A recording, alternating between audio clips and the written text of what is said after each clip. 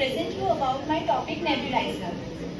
Nebuliser है क्या? Nebuliser एक ऐसा डिवाइस है जो कि हम उन पेशेंट्स के लिए यूज करते हैं जिन्हें ब्रीदिंग में प्रॉब्लम है, लॉन्ग टाइम से उन्हें बहुत खांसी आ रही है, सांस लेने में दिक्कत है। मेनली वो पेशेंट्स जो कि अस्थमा, COPD और सिस्टिक फाइब्रोसिस इन सब से गुजर रहे हैं और पल्मोनरी इन्फेक्शंस में भी।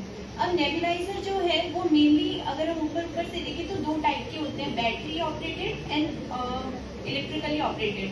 मेनली जनरली जो हमारे पास भी है वो है हमारे electrically operated.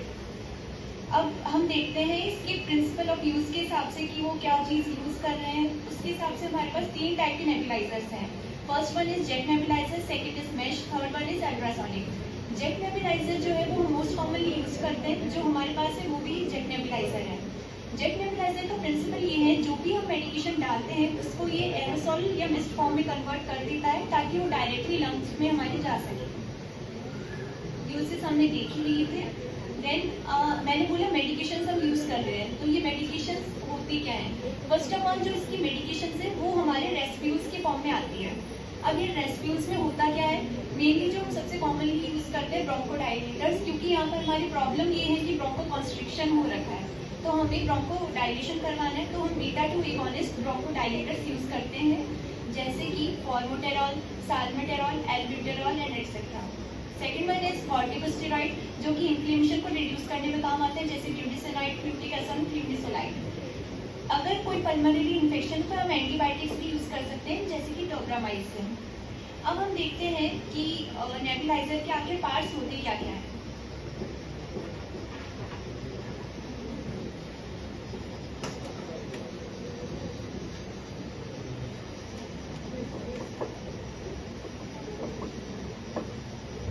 First of all जो इसकी मेडिकेशन है वो रेस्प्यूल्स के फॉर्म में आती है।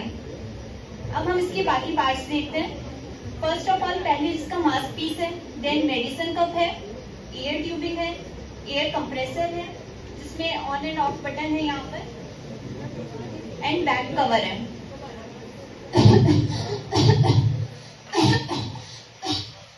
तो देखो मैं आपको नेबुलाइजर के बारे में बता ही रही थी और मेरा पेशेंट भी आ गया।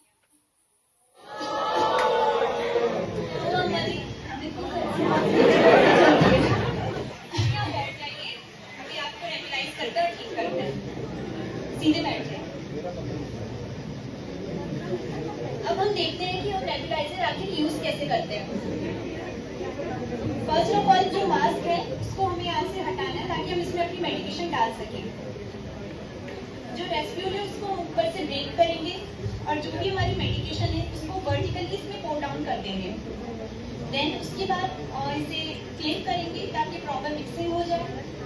वापस जो इसमें मास्क है वो हम इसमें अटैच कर देंगे, टाइटली क्लोज कर देंगे, इसे हल्का सा मिक्स करेंगे।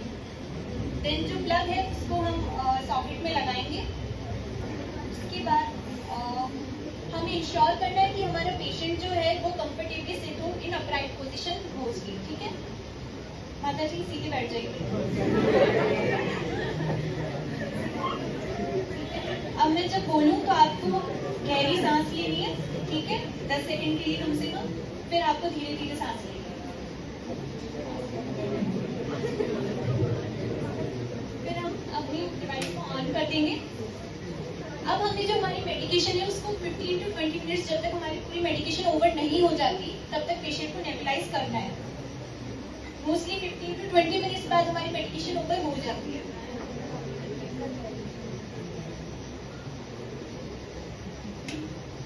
अब कैसा लग रहा है आपको माता?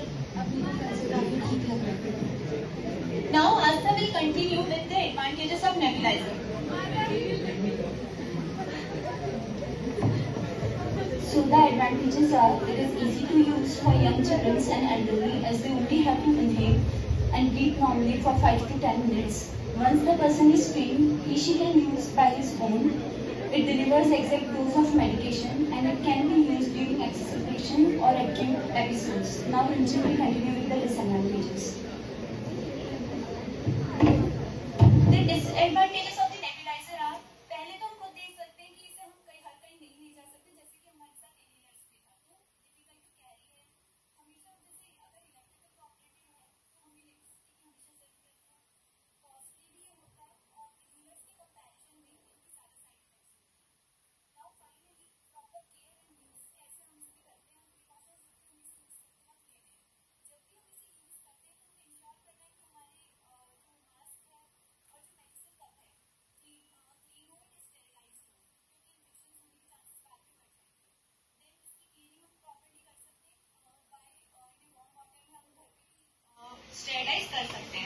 देन स्टोरेज रिकमेंडेशन जो भी हमारी रेसिपीज की है हमें उन्हें फॉलो करना है। बातें कर रहे हैं, I will ask them also.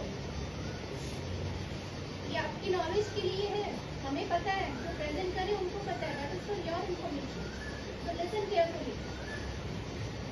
हमें ये भी इंश्योर करना है जो हमारी मेडिकेशन है वो कंटेमिनेट ना हो, और हमें ये भी देखना है कि जब हम नेबुलाइजर को यूज कर रहे हैं तब पेशेंट को कोई डिस्ट्रेस ना फील हो। जैसे हम यूज कर रहे हैं उस वक्त अगर पेशेंट को डिजीनेस फील हो रही है तो हम 5 मिनट्स के लिए उसको रोक सकते हैं, देन वापस उसे हम कंटिन्यू कर सकते हैं। That's all about nebuliser. Thank you.